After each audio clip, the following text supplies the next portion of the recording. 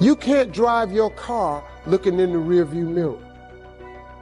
If you keep looking in the rearview mirror, you're going to keep crashing your car. There's a reason why the rearview mirror is this big and the windshield is this big. The windshield is your future. It's where you're going. It's where you're headed. If you got someone who you feel has wronged you and you carrying that, that's like a cancer. And all it's doing is eating away at you.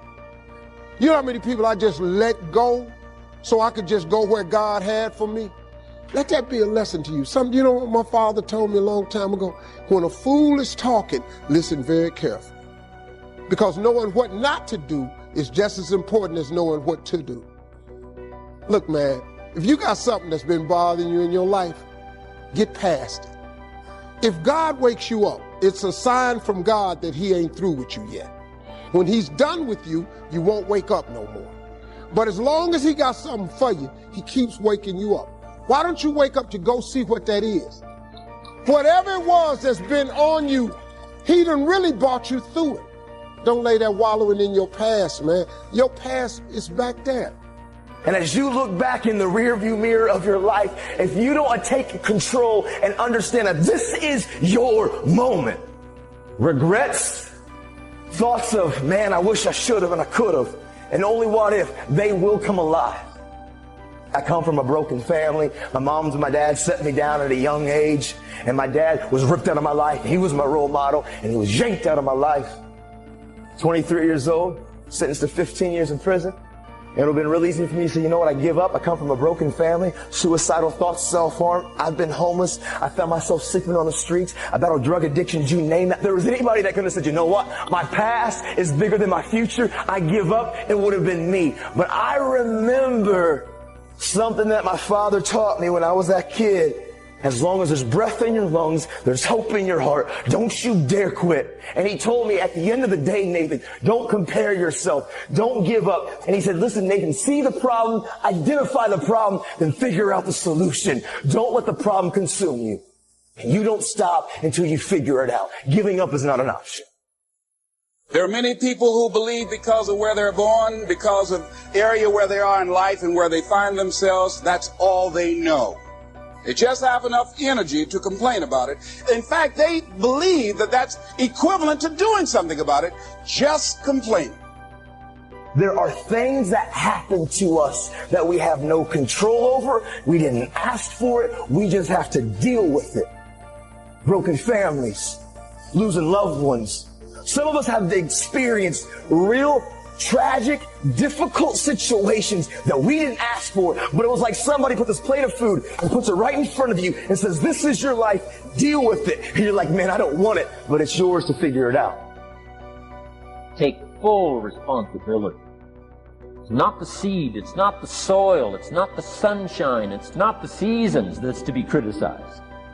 Whatever you've reaped, it's your crop. Take responsibility. No complaint. And we put our back against the wall because of some of the poor mistakes that we've made, and we gotta kind of own those.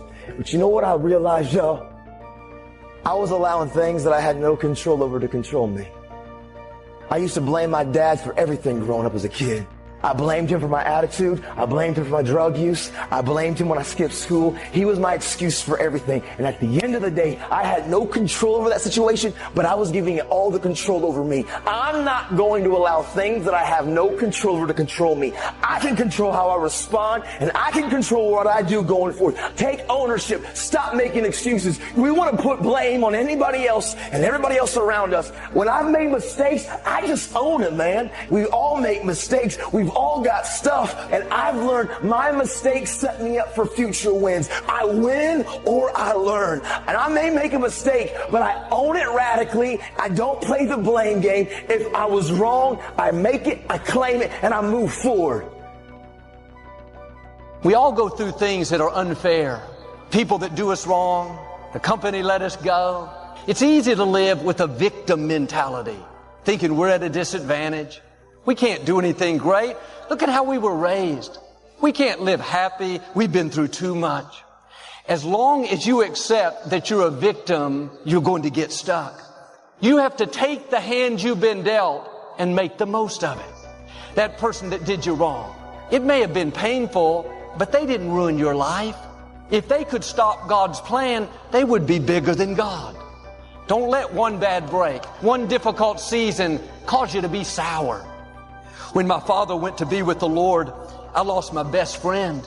We'd traveled the world together. Suddenly he was gone. I was tempted to think, God, where are you? Why did this happen? When we go through loss, that victim mentality will always come knocking at the door.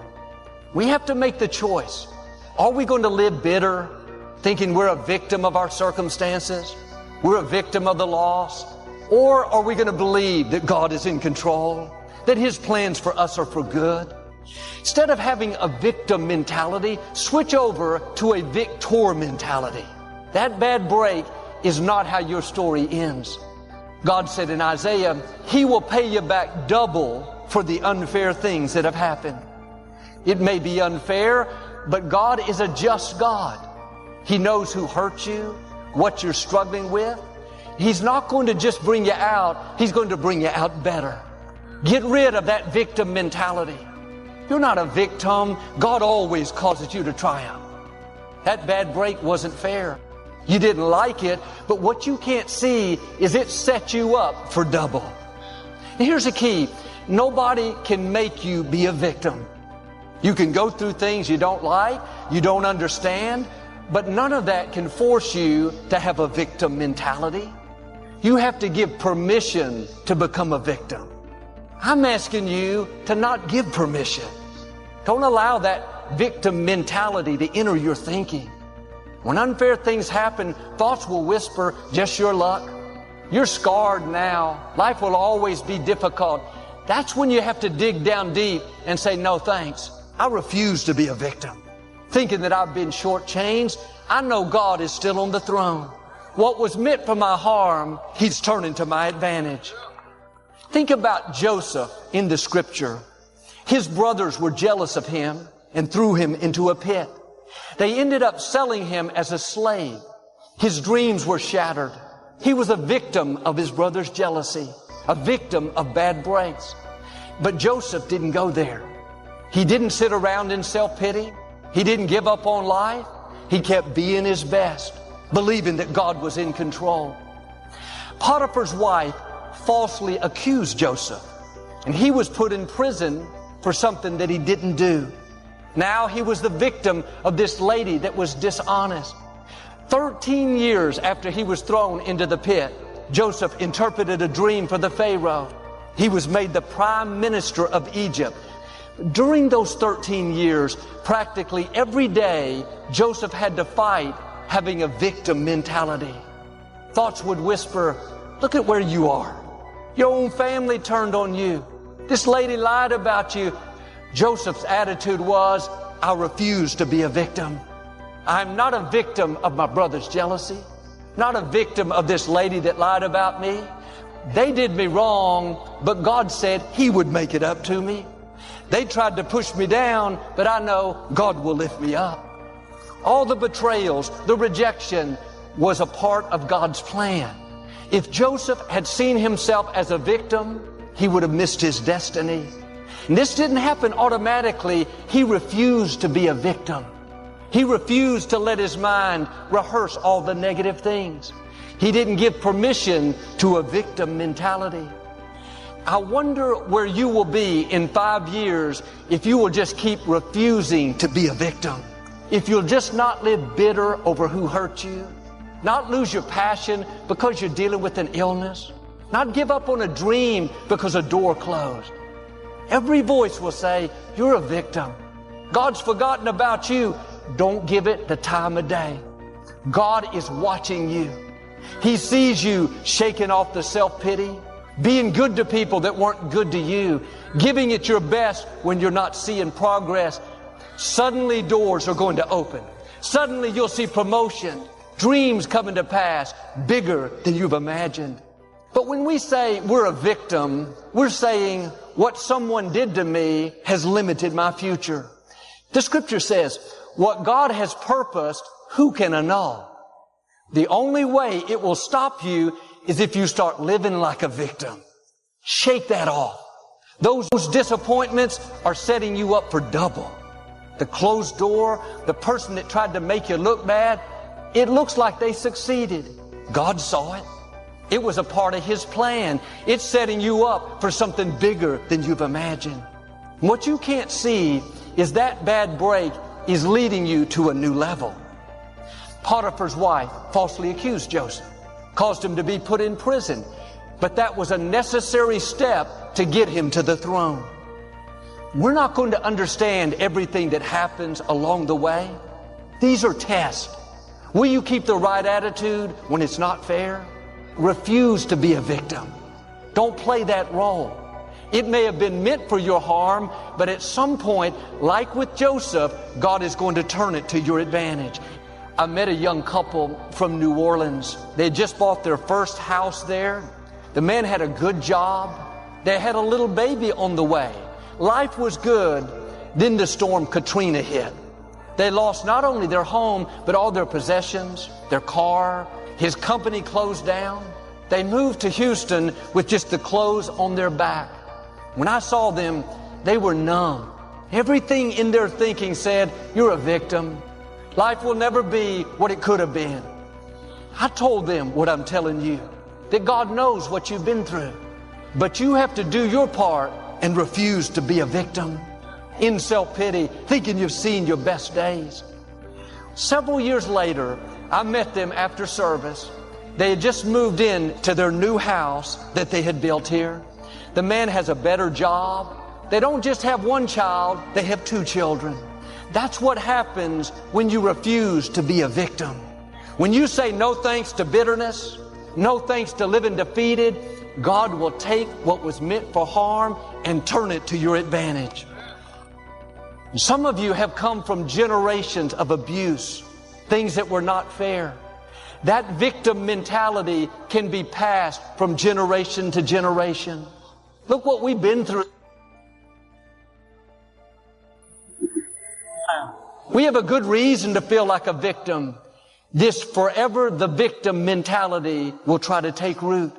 It will continue to be passed down until someone rises up and puts an end to it. Yes, there were things that were not fair, but this is a new day.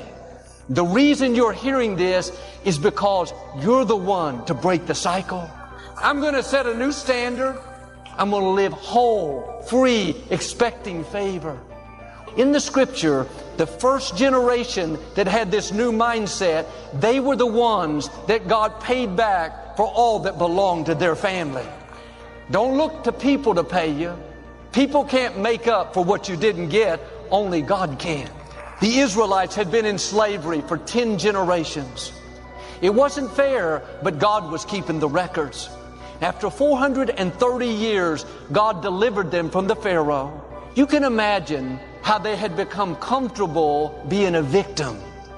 On the way to the promised land, when they faced adversity, they said to Moses, let's go back to Egypt.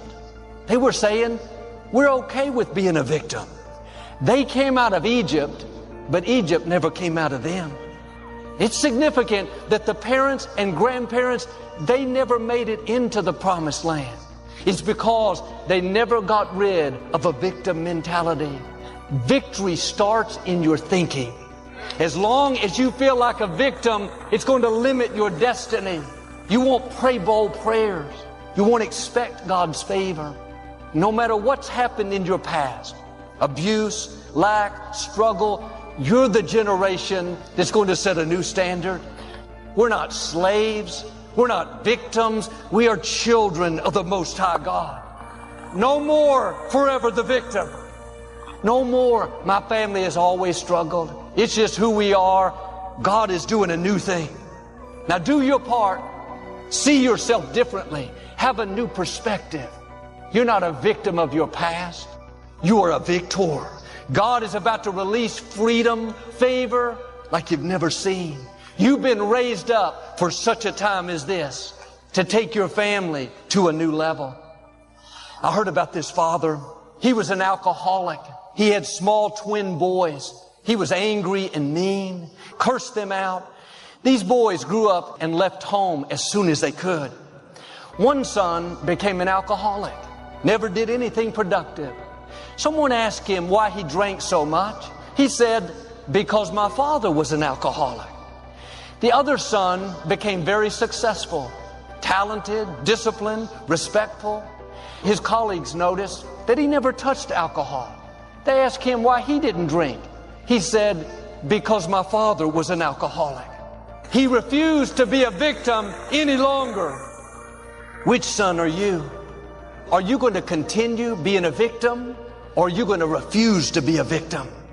You can't be a victim and go into your promised land. Always some reason to not move forward. I wasn't raised right. I came down with this illness. I lost a loved one. I know it's not easy, but you can't move forward if you're playing the victim role. You have to turn it over to God and live out of a place of wholeness, victory. Starts in your thinking. I wasn't raised in a healthy environment, but that's in the past. It didn't stop my destiny. Lost a family member. My company let me go. It was difficult, but I'm not bitter. I know God is going to cause all things to work out for my good. I refuse to be the victim. I refuse to let this limit my passion, cause me to give up on my dreams. That's what allows God to pay you back for the wrongs, to give you double for the unfair things. This is a choice that we have to make all through life. Are you going to live bitter, in self-pity? Or are you going to say, this wasn't fair, but God, I know you're still on the throne. Don't get stuck in the desert like the Israelites because you have a victim mentality. Be like their children. See yourself a different way so you can go into your promised land. No more forever the victim. Try a different approach, forever the victor. Break that cycle. Where will you be in 5 years if you'll start refusing to be the victim? Every unfair thing that's happened to you has set you up for double. Now do your part, play the right role, be the victor. Transformation doesn't come because you show up here for an hour and 20 minutes. You'll be transformed by the renewing of your mind. But this word renewing is the same word as renovating. How many of you know you can't renovate a house in an hour and 15 minutes? If you're going to renovate a house, you got to kick some walls down. You got to pull some tiles up. You got to get into the mess of it. And that's what we got to do in our brain. You have to decide that you're going to be in control and that you are going to do what you want to do. You are the machine and you can control the machine. Weakness doesn't get a vote. Sadness, no vote.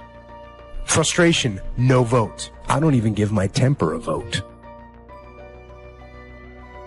The next time that you're feeling weak or you're feeling lazy or you're feeling emotional, tell them you are declaring martial law on your mind. You're declaring mind control and impose what you want on your brain and use that mind control to move your life where you want it to be.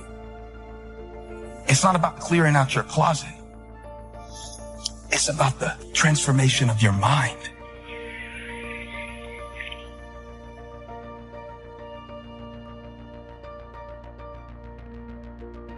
Do not be conformed to this world, but be transformed by the renewing of your minds. Do you have a mind to change? Do you have the mindset to be blessed?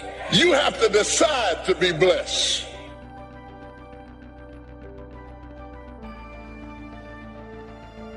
You got till midnight to get rid of every poison that's hindering you, every inflexibility that's stopping you from what God is about to pour into your life. Woe be unto you if you go into another year and waste another year with the old mentality while somebody's in the hospital begging God for the opportunity that you have right now. You better step into this moment. As soon as you decide to stop looking for answers in other people and click the heels of your mind and set your affections on things that are above, you could have been free years ago. Do not be conformed to the patterns of this world, but be transformed by the renewing of your mind. We've got a chance to grow like never before, but I'm telling you, there's going to be many enemies that's going to try to prevent us. Whatever threatens you, I'm asking you to threaten it back. Take care of your responsibility. Somebody wants to destroy your chances for a good future by their negative talk, negative thinking, putting it all down. I'm telling you, walk away if you have to. Walk away. Whatever threatens you, threaten it back. Whatever threatens your opportunity, threaten it back. Now, some of our enemies are on the outside. But here's the most important thing to understand. Some of our enemies are on the inside. You got to do battle with your own indifference. And you've got to learn not only to nourish your values, you've got to learn to do battle with your enemies. A whole set of circumstances can bend you over. What your daddy did to you, what your mama didn't do for you, can bend you over and keep you an emotional cripple for a long time. There's some people here who still spinning from things that's happened years ago, and you can't shake it. It's got you crippled and you can't straighten up. Every time you straighten up, you can only go so far. Because it's not only a problem of health, it's a problem of habit. You're used to being bent over. Because you can be bent over so long, you don't even know how to straighten up. And things aren't straightening out. They aren't getting better. You remain crippled in your situation. Sometimes you got to talk to yourself. Sometimes you got to say to yourself, now you know better than that. Sometimes you got to talk to yourself. When you see somebody you don't like, or somebody who gets on your nerves, you got to talk to yourself. You got to talk yourself into some stuff. And then you got to talk yourself. You got to tell yourself, don't do it. Don't go that way. Danger, dangerous intersection. You have to be able to talk yourself out of some stuff, because a whole lot of stuff I would not have gotten into had I talked to myself. I'm asking you to have some faith, have some courage, believe, drive your doubts into a small corner. Don't let them loose like a mad dog, drive you into a small corner. Don't doubt the future. Don't doubt the possibilities. And here's the most important one of all. Don't doubt yourself. If I've got miracle working power to change my life, so do you. If I can grow, you can grow. I'm asking you, don't sell yourself short. But I wonder, have you taken the time to think about, why am I doing this in the first place? Am I trying to prove something to someone who disrespected me 10 years ago, who isn't even paying attention to my life anymore? Why am I posting this? To impress people who follow me on social media that don't even really know me? What is my reason for doing what I'm doing?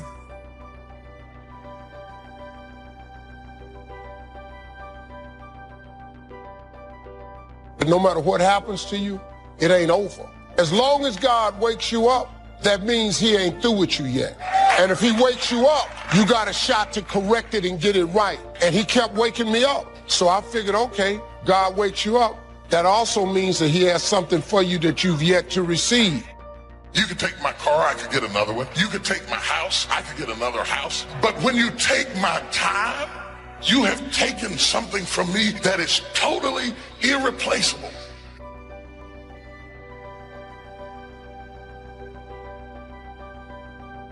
Even if you are 40 or 50 or 60 or 70, doesn't matter. You're in the game now, and that's what counts. And all those quote-unquote wasted years, they weren't wasted, because you learned.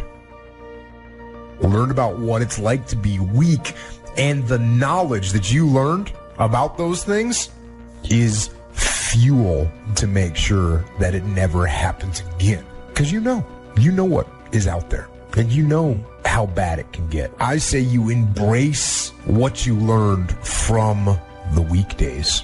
Let them make you even stronger. And you use your own personal transformation that you've made in life. Use that to help other people transform and get on the path as well.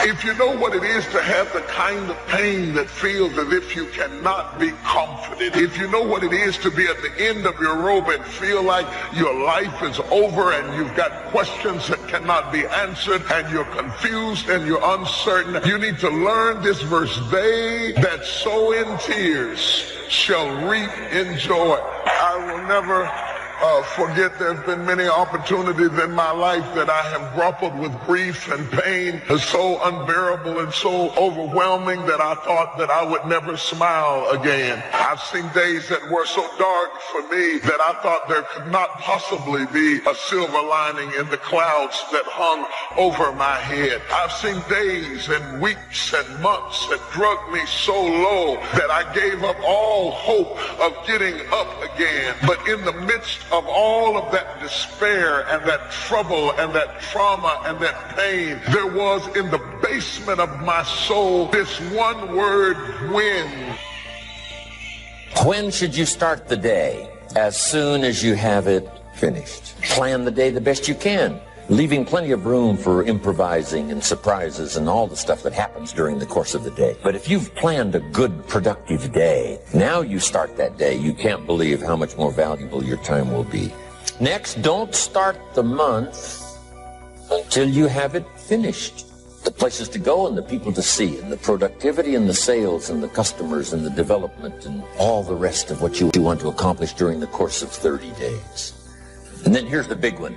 This is really challenging. Don't start the year until you have it finished to the best of your ability. It can't be finished like minute by minute. But in terms of the sweep of what you want to accomplish, make sure that that's set and ready to go. And it might get all upset. It might get torn up and you do a new one. You make so much progress the first 90 days that now you've multiplied it all by 2, by 3. Because that happened to me. I thought, wow, this is going to be a great year. By the time I'd finished the 3rd month, I'm rolling. So many things are happening. I revised my whole year's plan.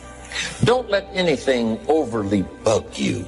Because remember now, you don't have to do anything. Someone says, well, I got to get a handle on my time. The answer is no, you don't. If you want to let it all go, you can let it all go. Somebody says, you ought, you ought, you ought. Jot this down. Ignore all the you oughts or you should. Take charge of your life.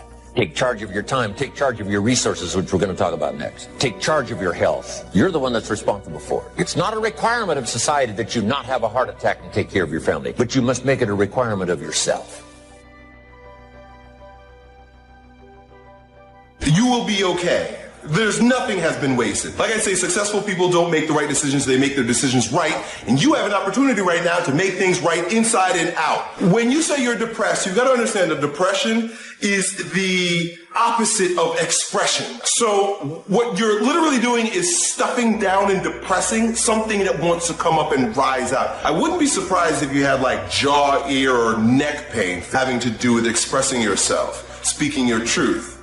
So, yeah, you're depressing yourself. Stop it. Speak up. Speak your truth. Now, right, once you get that off your chest, now it's time to turn the flashlight in and discover what your truth is. We are living in a generation of the dumbing down of ideas because we have traded effectiveness for busyness. We are so busy and we think because we're busy, we're effective. But I want you to challenge your schedule for a minute and ask yourself, are you really being effective? Or is your life cluttered with all kinds of stuff that demands you and drains you and stops you from being your highest and best self? And are you substituting busyness and all the chaos that goes along with busyness from being effective? It's easy to get faked out by being busy. Guy comes home at night all exhausted, falls in the chair and says, oh, I've been going. Here's the big question. Doing what? It's not the going. Some people are going, and they're doing figure eights. So don't mistake movement for achievement. There's a lot of things you could take from me and I could make it. You could take my suit, I got another one. You could take my car, I could get another one. You could take my house, I could get another house. But when you take my time, you have taken something from me that is totally irreplaceable. We do everything except the most important thing is to value our time. It takes time to be creative. You were meant to be creative. You have creativity. If you had time, you would be creative.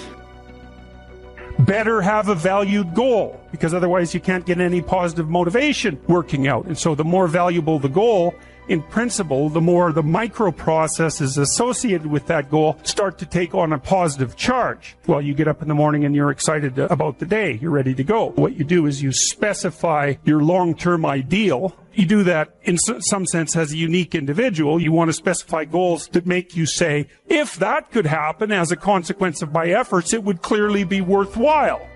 The question always is, why do something? Because doing nothing is easy. You just sit there and you don't do anything. That's real easy. And then the next question might be, well, where should you look for worthwhile things? And one would be, well, you could consult your own temperament. So you do a structural analysis of the subcomponents of human existence. And you need a family. You need friends. Like, you don't need to have all these things, but you better have most of them. Family, friends, career, educational goals, attention to your mental and physical health, etc. You know, that's what life is about. And if you don't have any of those things, well, then all you've got left is misery and suffering. So that's a bad deal for you. Don't mistake courtesy for consent. If somebody's pleasant and they nod, you say, oh, they're going to buy. No, they're courteous. You can't mistake courtesy for consent. Now, here's a big one, concentration. I had to learn this. All those years ago, I'm in the shower trying to compose a letter. Found it turns out to be a strange letter. So here's what I learned to do. Save the work till you get to the office. Save the work till you get to the work. Don't try to get to the office on the way to work. On the way to work, enjoy the way. In the shower, enjoy the shower. Then go to work when you get to work. Concentration.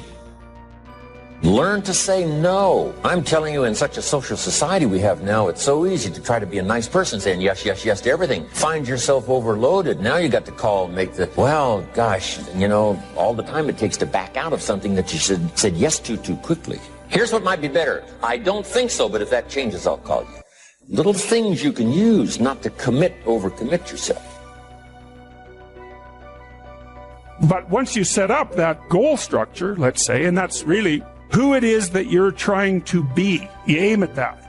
And then you use everything you learn as a means of building that person that you want to be. And I really mean want to be. I don't mean should be, even those things are going to overlap. That's fine, except you'll fail all the time then. You just won't know it until you've failed so badly that you're done. And that can easily happen by the time you're 40.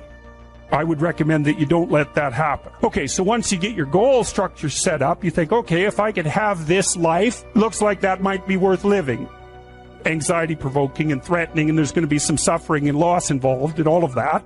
The goal is to have a vision for your life such that, all things considered, that justifies your effort.